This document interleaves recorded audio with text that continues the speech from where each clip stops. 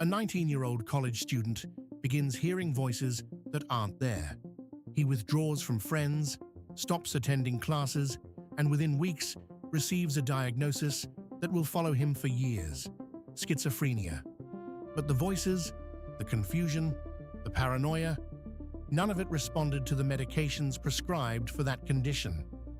And the reason why was hidden in the clear fluid surrounding his brain and spinal cord.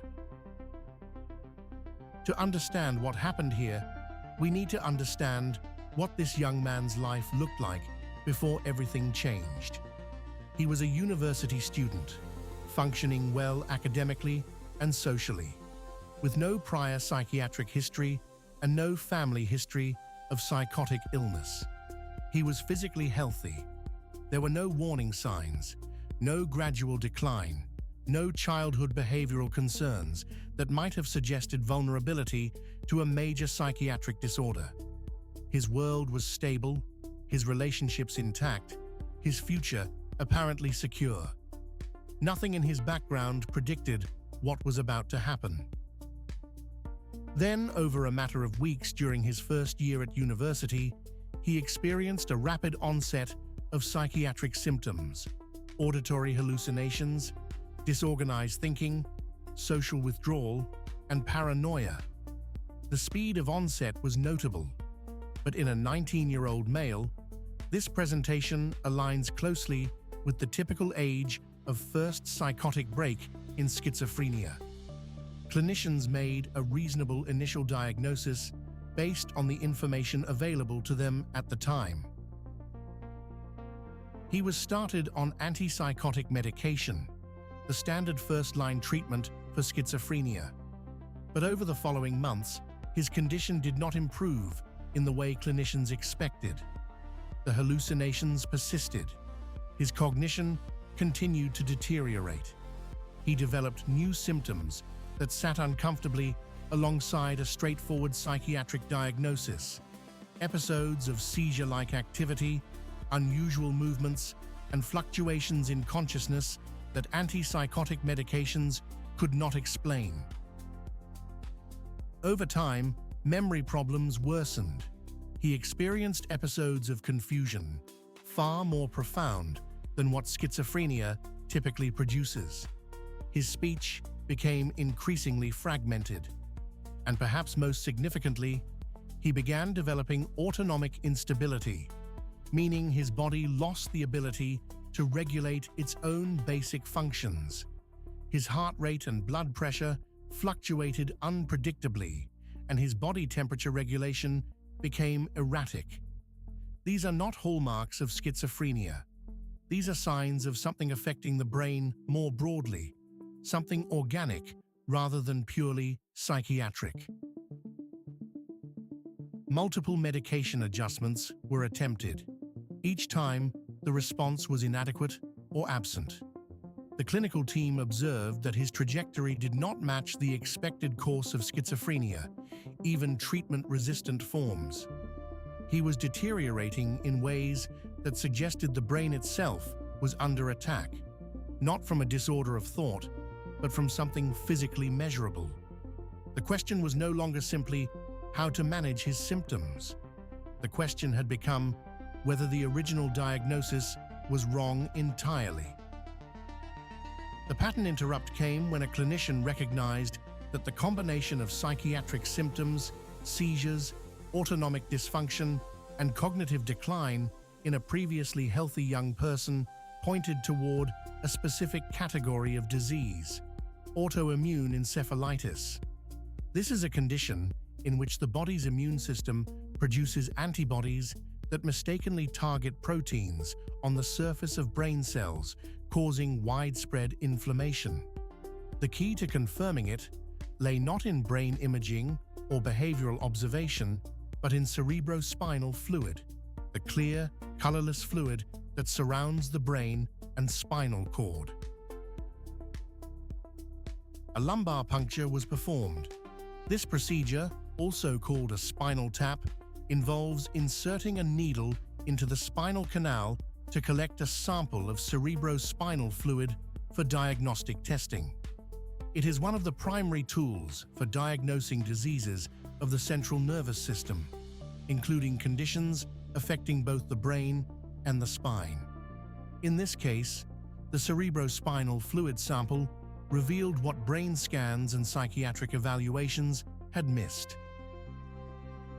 The fluid contained antibodies directed against NMDA receptors, proteins that play a critical role in normal brain signaling, memory formation, and behavior regulation. When these antibodies bind to NMDA receptors, they disrupt communication between neurons. The result is a cascade of neurological and psychiatric symptoms that can closely mimic schizophrenia, particularly in its early stages. This condition, anti-NMDA receptor encephalitis, was only formally described in medical literature in 2007. Before its identification, patients presenting with these symptoms were routinely diagnosed with psychiatric disorders and treated accordingly, often without improvement. The differential diagnosis in this case would have included viral encephalitis, other autoimmune conditions, toxic exposure, and metabolic disorders. But the specific antibody pattern found in the cerebrospinal fluid narrowed the diagnosis decisively. The mechanism works like this. The immune system, for reasons not always fully understood, begins producing antibodies that cross the blood-brain barrier. These antibodies attach to NMDA receptors on nerve cells, effectively removing them from the cell surface.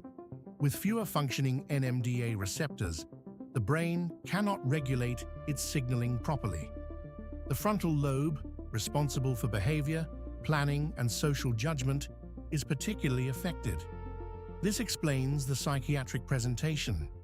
As the condition progresses, deeper brain structures become involved, producing seizures, movement disorders, and autonomic instability.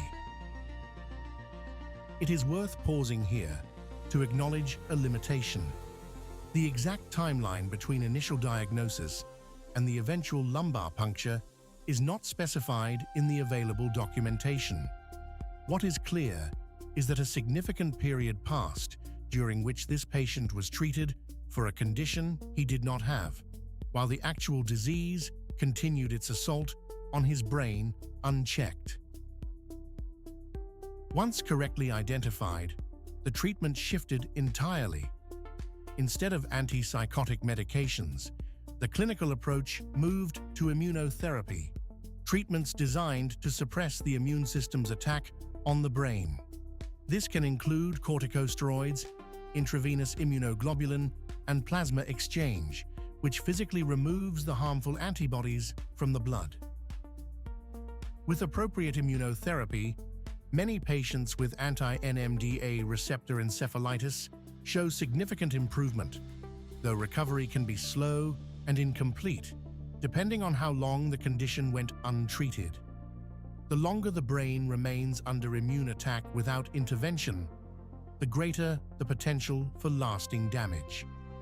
Early recognition and treatment are associated with better outcomes.